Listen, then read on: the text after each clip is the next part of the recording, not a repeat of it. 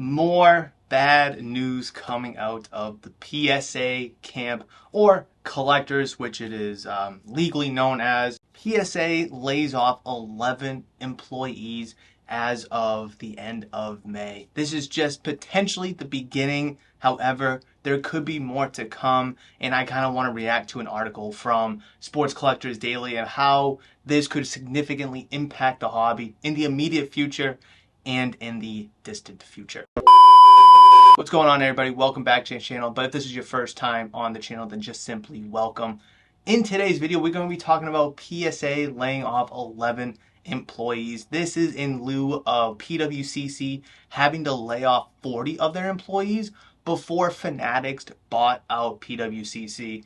Now, I'm not going to go and jump to conclusions saying Fanatics is going to go buy out collectors, their PSA division. I wouldn't be surprised.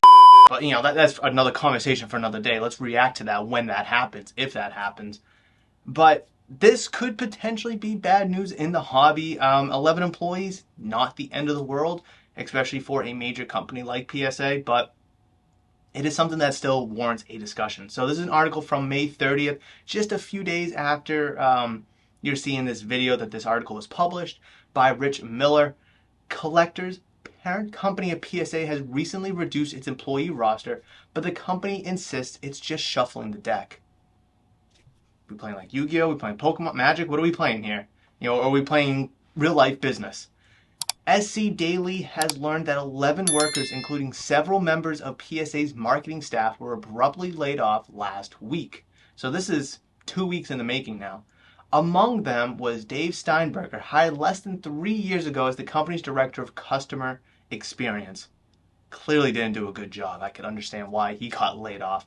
Terry Melia and Todd Tobias, both long-term employees who contributed to the company's content platforms, who were also among those who were let go. It is not believed any of the 100-plus members of the grading and authentication teams were part of the employee cuts. Could be, who knows. The action comes 1 month after PWCC Marketplace laid off what's now believed to be more than 40 employees ahead of its acquisition by Fanatics. Unlike the employees terminated by PWCC, PSA laid off workers did receive some severance pay, so that's good. So basically, if you get laid off, you kind of get some kind of stipend to hopefully hold you over until your next job, which PWCC did not offer its 40 employees that they laid off. So nice gesture by PSA. A PSA spokesperson told us late Thursday that the moves are part of, quote, strategic organizational changes, and that the company has recently added to its staff with, quote, several more hires planned for its marketing department. Quote, the business remains profitable and we are continuing to invest in areas that drive growth, they added in a prepared statement. In February 2021, PSA and its sister grading and authentication companies were purchased for $853 million by an investor group, turning the firm formerly known as Collectors Universe from public to private ownership. One source close to the situation believes Collectors has begun cutting certain expenses in anticipation of a possible future sale, much like what occurred with PWCC. Our source indicate more layoffs were expected. SC Daily has learned that Collectors was among those interested in purchasing PWCC before the sale to Fanatics, which continues to gobble up properties in the sports collectible space.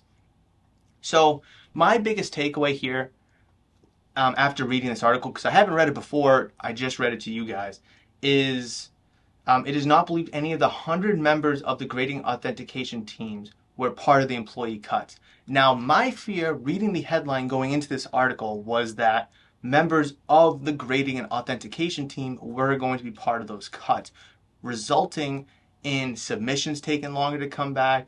Maybe 9s are graded 10s or 10s are graded 9s because, it's just some inexperience there, or maybe they're just trying to rush things out the door. So it is good to see, again, it's not believed, it is good to see that no one from the grading authentication teams were part of the employee cut.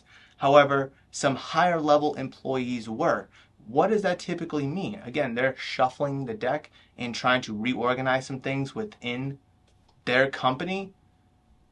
I don't really know what their plan is, but hopefully whatever they're trying to do, it's going to be better for the hobby and the community, because a lot of people do grade with PSA. I know I rant and rave about how I don't like them and how they're just super easy to grade, in terms of getting 10s, or how their 9s don't mean anything. I know I'm super harsh and critical on PSA. However, they are at the forefront of the hobby in terms of grading. So hopefully some of these changes at the higher levels, or wherever these changes are occurring, will be a good thing moving forward, again, for the hobby as a whole.